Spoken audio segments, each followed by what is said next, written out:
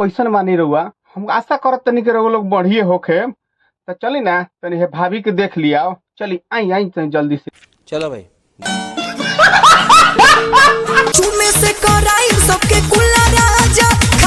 अच्छा भाभी कह तारी की चुम्मा से कुला करावे। अरे भाई पानी से कुला करल चुम्मा से कुला करल हो। यही नहीं अभी और सुनिए। सीख जाइबो नया फॉर्मूला राजा। अरे इ नया फार्मूला आ गइल बा, लागत सिखही के परी का। दम धर बाबू आज टूटी सटेज हो धक मारे दे हम माजा सबके पारा पारी। अब तक भाई लोग लाइन में लागल रहियो। हाँ कहीं तो हम लोग लाइन में छूट न जाए। लाइन में लगा रहो लोग, लाइन में लगा रहो। ये भगवान क्या जुल्म है। कोरा में झुलाई सबके झूला राजा।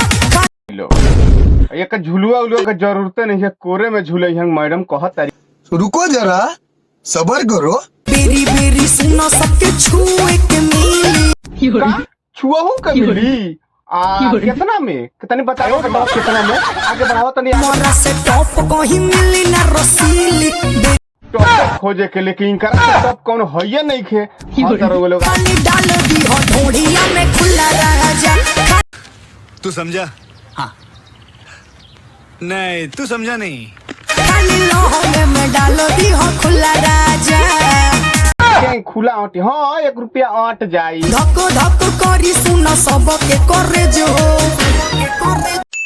हाँ तब भाई लोग मिलत तानी अगला वीडियो में। तब तक ले जाए से पहले रउआ लोग से एगो रिक्वेस्ट कर देतानी, चैनलवा का सब्सक्राइब कर दे हम। वीडियो अच्छा लगे तो वीडियो का लाइक भी कर दे हम। हाँ कि खाली ढोढ़िए में डाल दी हो खुला